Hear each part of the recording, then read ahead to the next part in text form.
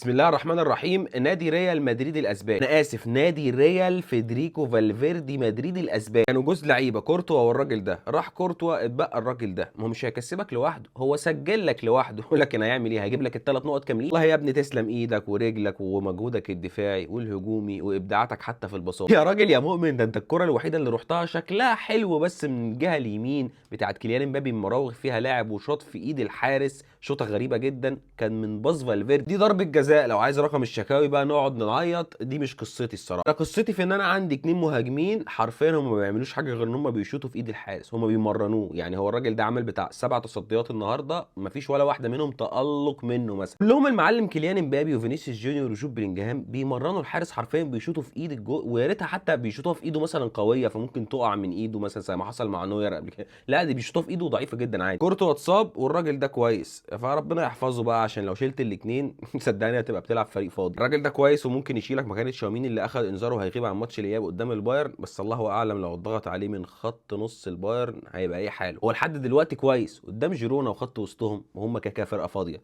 ما اعرفش الصراحه لو اتضغط عليه من اكتر من لاعب زي خط نص بايرن ميونخ ممكن يغلط ولا لا.